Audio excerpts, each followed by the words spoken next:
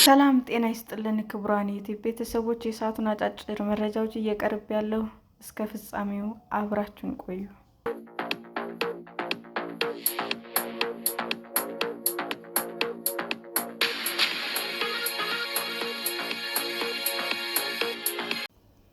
ሴቶች ከወንዶች በላይ ረዥም ዕድሜ የሚኖሩበት ምክንያት ምንድን ነው? ሴቶች ከወንዶች አንጻር በአማካይ ከ5 ዓመት የበለጠ የመኖር ዕድላቸው ሰፊ ነው። የሴቶች ዕድሜ 5 ዓመት ብልጫ ያሳያል የተባለው ዓለም አቀፍ አማካይ ተወስዶ እንደሆነ አጥኚዎች ይናገራሉ። በእርግጥ ሴቶች ከወንዶች የበለጠ ለምን ረዥም ዓመት እንደሚኖሩ ሳይንቲስቶች በትክክል አላወቁም። ሌሎች ፍጥረታት እንደ ማነጻጸሪያ ብንወስድም ወንድ ወፎች ከሴቶች በበለጠ ይኖራሉ። በዩናይትድ ኪንግደም የሥነ ሕዝብና ዕድሜ ጥናት ተቋም ዳይሬክተር ፕሮፌሰር ሳራ ሃርፐር በሁሉም ሀገራት ሴቶች ከወንዶች የበለጠ ይኖራሉ ይላሉ። ቁጥሩ ከሀገር ቢለያይም ጠቅለል ባለ ሁኔታ ሴቶች ከወንዶች ዘለግ ላለ ጊዜ ይኖራሉ። በሩሲያ፣ በዩክሬን እና ቪየትናም ሴቶች ከወንዶች የበለጠ ለ10 ዓመት ወይም ከዚያ በላይ ይኖራሉ።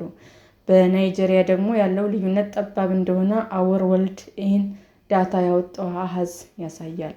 ሳይንቲስቶች እንደሚሉት ይህ ልዩነት የተፈጠረው ግላዊ ባህሪን ጨምሮ በማህበራዊ ልዩነት ነው። ፕሮፌሰር ሳራ በሩሲያ ወንዶች ዘንድ መጠጥና ሲጋራ በጣም መዘውተራቸው ልዩነት አምጥቷል። በሌሎች ሀገራት ወንዶች ሕይወትን የሚያሳጥር ባህሪ እንዳላቸው ይናገራሉ።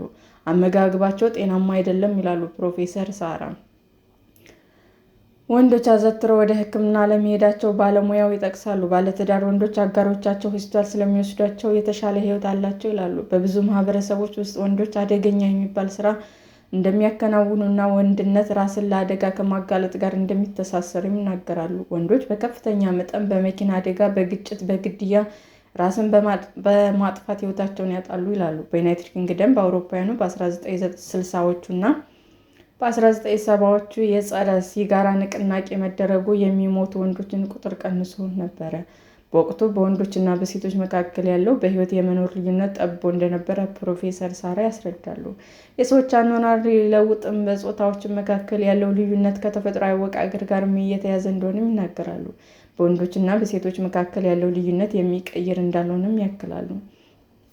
በሴቶችና በወንዶች መካከል ያለው አንድ ልዩነት የሆርሞን ነው። በስፔን ባልቪያን ዩኒቨርሲቲ የዕድሜ መግፋት ላይ ጥናት የሚሰሩት የሥነ ልቦና ባለሙያ ፕሮፌሰር ኮንሱዋሊ ቦራስ ኢስትሮጅን ሴቶችን የመጠበቅና ሚና አለው ይላሉ። ይህ ሆርሞን የኮሌስትሮልን መጠን የመቆጣጠር፣ የሰውነትን በሽታ የመከላከል አቅም የማስተካከል፣ ከሽንት ቱቦ ጋር የተያያዙ ኢንፌክሽኖችን የማስቆም እንዲሁም የአንጎል እና አጥንት ጤናን የመጠበቅ ሚና አለው።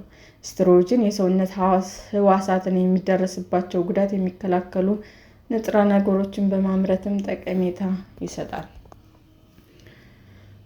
ፕሮፌሰሩ በማረጥ ወቅትም ኢስትሮጅን ማጣት የሰውነትን አሰራር የሚጎዳ ነው በማለት ያስረዳሉ። የአጥንት መዳከም በኤስትሮጅን መጠን መቀነስ ምክንያት ከሚከሰቱ እክሎች አንደኛው ነው። ሰውነት ውስጥ ያለው ተፈጥሯዊ የሆርሞን መዋዠቅ ለማስተካከል ተጨማሪ ሆርሞንን በመስጠት የሚከናወን ሕክምና እንደ አማራጭ ይወሰዳል።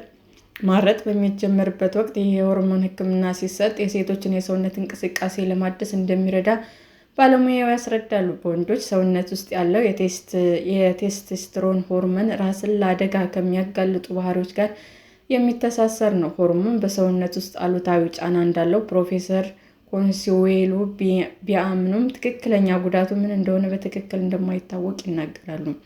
በአውሮፓውያኑ በ2012 የወጣ ጥናት የተሰራው የዘር ፍሬያቸው እንዲመክን የተደረጉ ኮሪያውያን ላይ ነው።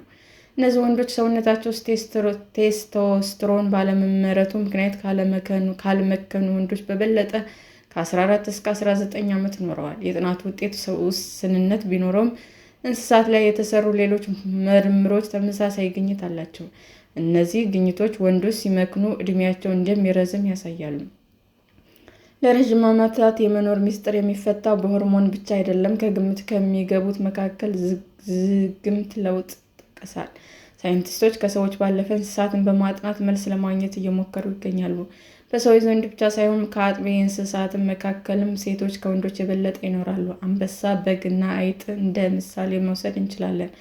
አዕዋፋትን ስንመለከት ግን ወንዶች የበለጠ ዕድሜ አላቸው። በጀርመን በማክስ ፕላንክ ተቋም የሚሰሩት የዝግመተ ለውጥ አጥኚው ዶክተር ጆአን ስታርክ እንደሚሉትም ልዩነት የሚፈጠረው በሆርሞዝ ምክንያት ሊሆን ይችላል።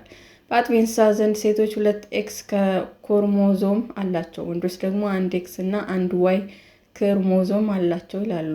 ሁለቱ የኤክስ ሆርሞዞች ሴቶችን የበለጠ ተጠቃሚ እንደሚያደርጉ መላምቶች ተቀምጠዋል። አንደኛው ሆርሞዝ ላይ ለውጥ ቢፈጠር ሌላ ተጨማሪ ሆርሞዝ አላቸው ይላሉ። ወንዶች ግን 1 ኤክስ ሆርሞዝ ብቻ ስላላቸው በዚህ ላይ የሚፈጠር ለውጥ ይጎዳቸዋል። ወንዶች 2 ዜድ ክሮሞዞም ሲኖራቸው ሴቶች ዜድ እና ዋይ አላቸው። አጥቢ የሆኑ እንስሳት ሴቶች ከወንዶች የበለጠ ሲኖሩ፣ ወንዶች ወፎች ከሴቶች የበለጠ ዕድሜያቸው የሚረዝምበት ምክንያት ይህ ሊሆን ይችላል ሲሉም ያስረዳሉ። በ2025 ይፋ የተደረገ ጥናት እንደሚጠቁመው አንድ የትዳር አጋር ያላቸው እንስሳት በጾታቸው መካከል ልዩነት እንደሚታይባቸው ይጠቁማሉ። ዶክተር ጆአን በሰሩት በዚህ ጥናትም እንደ ዝንጀሮ፣ አንበሳ ያሉ እንስሳት ላይ የጾታ ልዩነት እንደሚጎላም ያሳያሉ። በእነዚህ እንስሳት ዘንድ ወንዶች ብዙ ሴቶች ለማግኘት ይፎካከራሉ ይላሉ ባለሙያው። ወንዶች ጉልበት የሚጠይቅ ስራ ለማከናወን እና ሴቶችን ትኩረት ለመሳብ በዝግመተ ለውጥ ሰውነታቸው እየፈረጠመ መምጣቱ ይናገራሉ። ይህንን የሚያደርጉ በህይወት የመኖር እድላቸው በመቀነስ ነው። ልጆች የመንከባከብ ኃላፊነት ያለባቸው ሴቶች፣ ሰዎች እና ዝንጀሮዎች ጨምሮ ረዥም ዕድሜ መኖር ይጠበቅባቸዋል። ሴቶች ከወንዶች በበለጠ ሊኖሩ ይችላሉ፣ ነገር ግን ለሞት የማያጋልጡ በርካታ ህመሞች ይገጥሟቸዋል። ከእነዚህ መካከል ጀርባ ህመም፣ ድባቴ እና ራስ ምታት ይጠቀሳሉ። ባለሙያው እንደሚያስረዱት ሴቶች ጠንካራ በሽታን የመከላከል አቅም ቢኖራቸውም ሰውነት ጤናማ ህዋስ አደገኛ መስሎት የሚጠቃበት ሁኔታም ይገጥማቸዋል። በዚህ ምክንያት የጡንቻና አጥንት መዳከም ይከሰታል። ወንዶች የሰውነት መዋቅራቸው ለሞት ተጋላጭ ያደርጋቸዋል። ሴቶች ደግሞ በሰውነት መዋቅራቸው ምክንያት ለአካል ጉዳት ይጋለጣሉ ይላሉ። የሰውነት መዋቅር ብቻውን ረዥም ዕድሜ መቆየት የሚያረጋግጥ እንዳልሆነ ተመራማሪዎች ያስረዳሉ። ፕሮፌሰር ኮንሶዋሊ የሰውነት መዋቅራችን በአካባቢያችን እና በባህሪያችን ይወሰናል ይላሉ። ወንዶችም ሆነ ሴቶች አመጋገባቸውን ማስተካከል፣ የአካል ብቃት እንቅስቃሴ ማድረግ፣ ጭንቀት መቀነስ እና የተሻለ እንቅልፍ ማግኘት አለባቸው። እነዚህ መንገዶች ረዥም ብቻ ሳይሆን ጤናማ ህይወትን ለመግፋት መሰረታዊ ናቸው። ሰላም ጤና ይስጥልን ውድ የዩቲዩብ ቤተሰቦቼ እንዴት ናችሁ? አዲስ ጀማሪ ነኝ እና ሰብስክራይብ ያደረጋችሁ አበረታቱኝ። አመሰግናለሁ። የዩቲዩብ አድማጮቻችን ለሰዓቱ ያቀረብኩላችሁ አጫጭር መረጃዎች ይህንን ይመስል ነበር። በሌላ መረጃ እስክንገናኝ ሼር፣ ላይክ፣ ሰብስክራይብ እንዲሁም ቢቀርብልን የምትሉት መረጃ ካለ ኮመንት እያደረጋችሁ ቸር ቆዩን።